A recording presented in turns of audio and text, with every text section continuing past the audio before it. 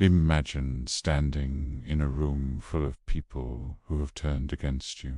Strangers, neighbors, even people you grew up with. They are staring at you with anger. They are calling you a monster. They say you committed an unspeakable crime. And the worst part, you know you didn't do it. You are innocent, but the evidence is stacked against you. The judge looks stern. The crowd is demanding justice. But there is one person in the room who can save you. One man. He is standing in the back. He knows exactly what happened. He knows who is truly responsible. All he has to do is speak up, but he doesn't. He stands there, watching, saying absolutely nothing. Welcome back to Stories with Consequences. This is episode 5 of our Frankenstein saga. In the last episode, the nightmare followed Victor Frankenstein home. His creature, the thing he built and abandoned, took the life of his little brother, William. But the creation didn't stop there. He framed someone. The police arrested the family's servant, Justine Moritz.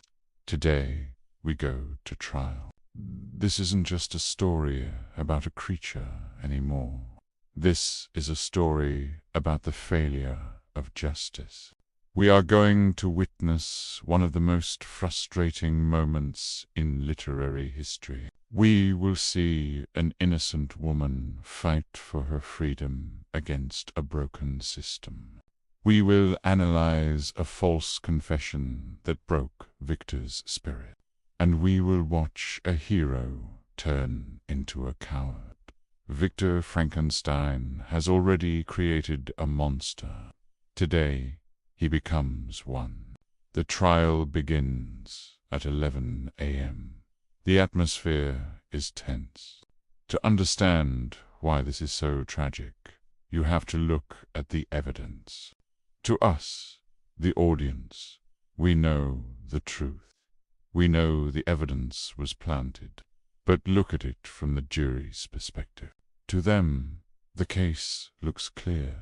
Let's look at the facts they have. Fact number 1.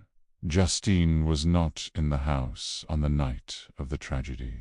She had gone to visit an aunt in a nearby village. On her way back, she claimed she was locked out of the city gates. In the 1800s, city gates closed at sundown. If you were outside, you were stuck. So, she says she spent the night sleeping in a barn. To the jury, this sounds like a lie, a convenient story. Fact number 2. She was seen near the scene. A witness saw Justine early in the morning near the spot where William was found. The witness said Justine looked confused and terrified. Justine says she was terrified because she was looking for the missing child. But the court says she looked terrified because she was guilty. Fact number 3. The smoking gun. The locket.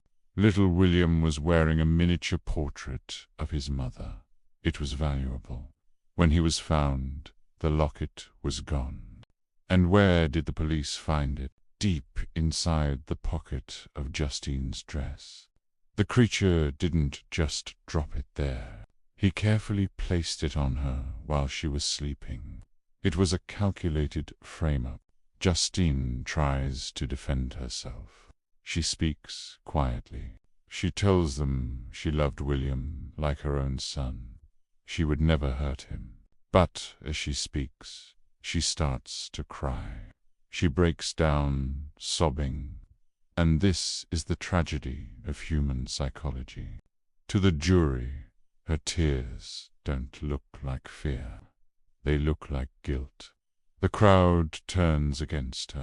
And Victor. Victor is watching all of this. He is sitting in the courtroom. Listen to how he describes his own feelings during this moment. During the whole of this wretched mockery of justice, I suffered living torture. He says he is the one suffering. He makes it about himself. But remember, he is free to leave. She is the one fighting for her life. There is one glimmer of hope. Elizabeth Lavenza, Victor's fiancée, stands up. In the 1800s, it was rare for a woman to speak out like this in court. She gives a passionate speech. She vouches for Justine's character. For a moment, the crowd softens. It looks like she might be saved. But then, the twist happens. The next morning, Victor rushes to the court, expecting good news. Instead, he hears the impossible. Justine has confessed. Victor is stunned. He knows she is innocent. So why would she admit to a crime she didn't commit? He rushes to her holding cell to find out. And what he finds reveals the dark side of their society. Justine didn't confess because she was guilty. She confessed because she was pressured by the church. Her priest, a man she trusted, visited her cell. He didn't offer comfort. He offered fear. He told her that the evidence was overwhelming. He told her that if she kept denying it, she would be cast out of the church. In that time, being cast out meant your soul was lost forever. She was more afraid of spiritual punishment than anything else. Listen to her heartbreaking words. He threatened and menaced, until I almost began to think that I was the monster that he said I was. They manipulated her. They twisted her mind until she broke. She confessed to a lie just to save her soul. She has admitted to the crime. There is no appeal. There is no going back. The sentence will be carried out at dawn. This brings us to the most frustrating moment of the book. Victor enters the cell with Elizabeth.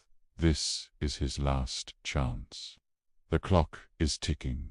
He is standing 3 feet away from the woman who is about to pay for his mistake. Think about the options he has. He could shout. He could scream. He could say, "Stop, it wasn't her. I created a life form in my laboratory. It escaped. I saw it near the scene. That creature is the one responsible." Sure, people might think he has lost his mind. They might lock him up. They might laugh at him. But it would stop the process. It would cause a delay. It would buy time to find the truth. But Victor calculates the cost. He values his own reputation more than her life. He rationalizes his fear. He tells himself, "They won't believe me. My story is too wild. They will call me mad, and Justine will still be lost." But that is just an excuse to do nothing. He watches Justine say goodbye to Elizabeth. He watches them cry in each other's arms. He watches Justine accept her fate with a bravery that he does not have. And he stays silent. I, the true criminal, felt the never-dying worm alive in my bosom. He calls himself the true criminal. And in this episode, he is absolutely right. The monster took William, but Victor Frankenstein failed Justine. The sun rises over Geneva. The time is up. Mary Shelley doesn't describe the end in detail. She doesn't have to. The silence of the narrative is loud enough. Justine Moritz is gone. After the funeral, the house becomes silent. Victor falls into a deep darkness. He can't sleep. He wanders around the lake at night. He thinks about disappearing into the water. He says he is seized by remorse and guilt. But I want you to notice the pattern. Episode 3. He creates the monster, gets depressed, runs away, and does nothing. Episode 4. He sees the monster, gets depressed, stays silent, and does nothing. Episode 5. He lets a woman be lost, gets depressed, and does nothing. His guilt is useless. It never leads to action. It only leads to self-pity. Victor realizes he creates misery wherever he goes. His father is broken. Elizabeth is a shell of herself. So, he does the only thing he knows how to do. He runs away again. He decides to leave Geneva. He travels into the frozen mountains of Chamonix. He wants to be alone. He wants the cold ice to numb his pain. But he won't find peace up there. He is going to find something else. Because waiting for him on the glacier is the creature. And in the next episode, the silence ends. For the very first time, the monster is going to speak, and his side of the story. It changes everything. This is Stories with Consequences. Subscribe, because the truth is about to come out.